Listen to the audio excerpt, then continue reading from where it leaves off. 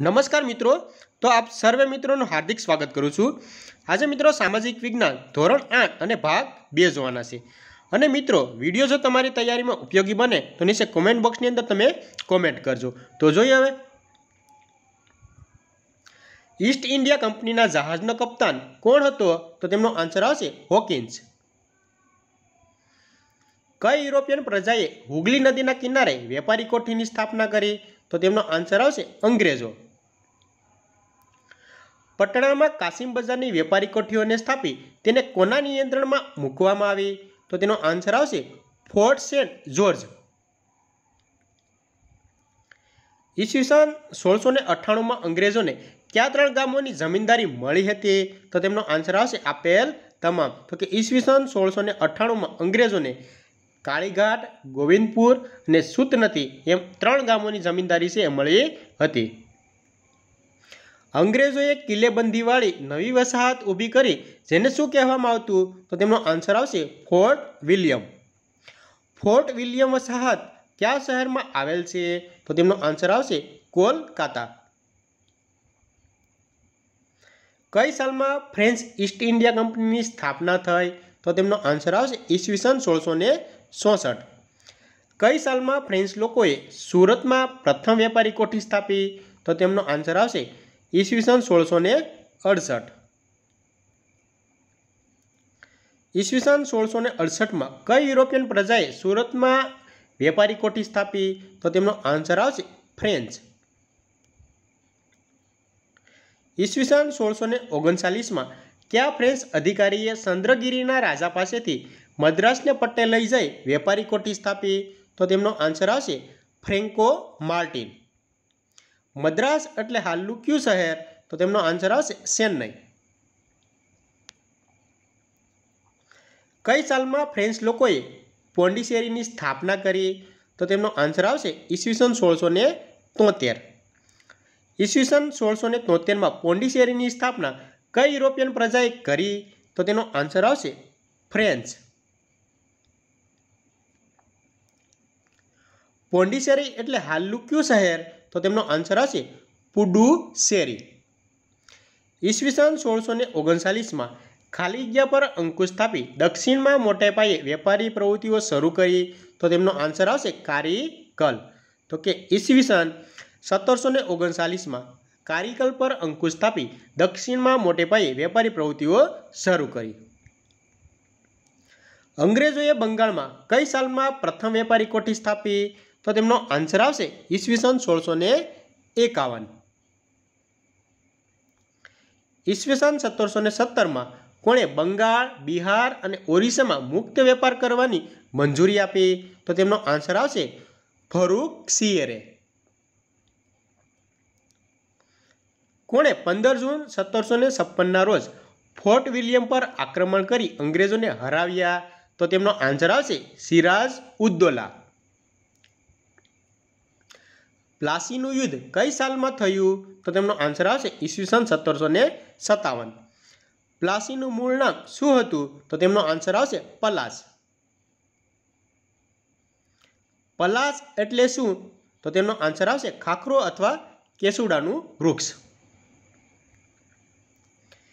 કયા વૃક્ષો પર આવતા કેસરી રંગના ફૂલોમાંથી રંગ બનાવવામાં આવતો જે હોળીના તહેવારમાં ઉપયોગ થતો? તો તેમનો આન્સર આવશે કેસુડો અથવા ખાખરો। બક્સરનું યુદ્ધ કઈ સાલમાં થયું?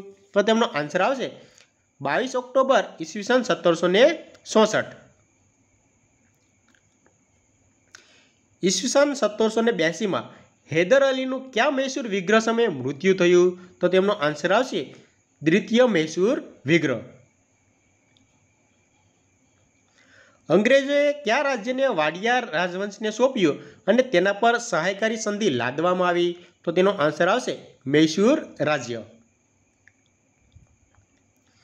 ઈસવીસન 1761 પાણીપતના કયા યુદ્ધમાં મરાઠાઓની હાર થઈ? તો તેમનો આન્સર આવશે ત્રીજા। તો કે ઈસવીસન 1761 પાણીપતના ત્રીજા યુદ્ધમાં મરાઠાઓની હાર થઈ।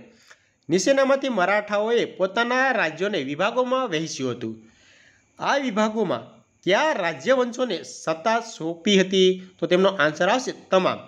તો કે સિંધિયા, હોલકર, ગાયકવાડ અને ભોસલે. ખાલી જગ્યા લશ્કરી અને વહીવટી વડા હતો તો તેમનો આન્સર આવશે પેશવા.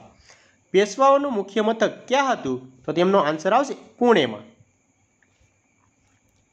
મરાઠા અને અંગ્રેજો વચ્ચે પ્રથમ યુદ્ધ ક્યારે થયું તો તેમનો આન્સર આવશે ઈસવીસન 1775 થી 1782. મરાઠા અને અંગ્રેજો વચ્ચે પ્રથમ યુદ્ધમાં કઈ સંધિ થઈ તો તેમનો આન્સર આવશે સાલબાઈની સંધિ. મરાઠા અને અંગ્રેજો વચ્ચે દ્વિતીય યુદ્ધ ક્યારે થયું તો તેમનો આન્સર આવશે ઈસવીસન 1803 થી 1805. મરાઠા અને અંગ્રેજો વચ્ચે તૃતીય યુદ્ધ ક્યારે થયું તો તેમનો આન્સર આવશે ઈસવીસન 1817 થી 1819. અંગ્રેજોએ પેશવાને પુણેમાંથી પેન્શન આપી કયા સ્થળે મોકલી દીધા તો તેમનો આન્સર આવશે બિઠુર. કયા ધારા દ્વારા ભારતમાં ગવર્નર જનરલની નિમણૂક કરવામાં આવી તો તેમનો આન્સર આવશે નિયામક ધારા. કયા ધારા અન્વયે સર્વોચ્ચ અદાલતની સ્થાપના થઈ તો તેમનો આન્સર આવશે ઈસવીસન 1773ના નિયામક ધારા. ભારતમાં ન્યાયતંત્રની શરૂઆત કરનાર અંગ્રેજ અધિકારી કોણ હતા તો તેમનો આન્સર આવશે વોરન હેસ્ટિંગ. ગવર્નર જનરલ ભારતના વહીવટી તંત્રનો ખાલી જગ્યા વડો હતો તો તેમનો આન્સર આવશે સર્વોચ્ચ. ગવર્નર જનરલ ભારતના વહીવટી તંત્રનો સર્વોચ્ચ વડો હતો તેને મદદ કરવા કેટલા સભ્યોની પરિષદ નીમવામાં આવી તો તેમનો આન્સર આવશે 3. કયા ગવર્નર જનરલે ભારતમાં સનદી સેવાઓ શરૂ કરી તો તેનો આન્સર આવશે કોર્નવોલિસ. કયા ગવર્નર જનરલે કંપનીના કર્મચારીઓએ વેપાર કરવા પર પ્રતિબંધ મૂકી ભ્રષ્ટાચાર વિરુદ્ધ નિયંત્રણો મૂક્યા તો તેમનો આન્સર આવશે કોર્નવોલિસ. ન્યાયતંત્રમાં દીવાની અને ફોજદારી એમ બે પ્રકારની કોર્ટની સ્થાપના કોણે કરી તો તેમનો આન્સર આવશે અંગ્રેજોએ. ઈસવીસન 1793માં કયા ગવર્નરે ન્યાય વ્યવસ્થામાં ખાસ્સા પરિવર્તનો કર્યા તો તેમનો આન્સર આવશે કોર્નવોલિસ. કોણે 4 પ્રાંતીય અદાલતો શરૂ કરી તેમજ દરેક જિલ્લામાં જિલ્લા ન્યાયાધીશના વડપણ હેઠળ દેવાની અદાલતની સ્થાપના કરી તો તેમનો આન્સર આવશે કોર્નવોલિસ. અંગ્રેજોના સમયમાં ન્યાયાધીશોને ખાલી જગ્યા અને ખાલી જગ્યા તરીકે ઓળખવામાં આવતું તો તેનો આન્સર આવશે મુન્સફ અને અમીન. કોણે સૌપ્રથમ વખત ભારતીયોને ન્યાયતંત્રમાં ઉચ્ચ હોદ્દાઓ પર મૂકવાની શરૂઆત કરી તો તેમનો આન્સર આવશે વિલિયમ બેન્ટિંગ. કલકત્તા, મદ્રાસ અને મુંબઈમાં હાઈકોર્ટની સ્થાપના કોણે કરી તો તેમનો આન્સર આવશે વિલિયમ બેન્ટિંગ. ઈસવીસન 1833માં કોણે આધુનિક કાયદાની શરૂઆત કરી તો તેમનો આન્સર આવશે વિલિયમ બેન્ટિંગ. ભારતીય પ્રજા માટે વિદેશી શાસન અને વિદેશી કાયદાઓએ બંને અસ્વીકાર્ય છે આવું કોણે કહ્યું છે તો તેનો આન્સર આવશે મહાત્મા ગાંધી.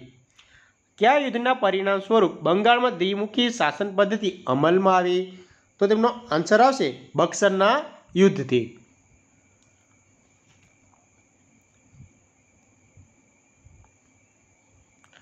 15મી સદીમાં યુરોપમાં આવેલા સામાજિક અને ધાર્મિક પરિવર્તનો કયા નામે ઓળખાય છે તો તેમનો આન્સર આવશે નવ જાગૃતિ. ભારતમાં આવેલ યુરોપિયન પ્રજાઓ માટે નીચેનામાંથી કયો ક્રમ યોગ્ય છે તો તેમનો આન્સર આવશે એ પોર્ટુગીઝો, ડચ, અંગ્રેજો અને ફ્રેન્ચ.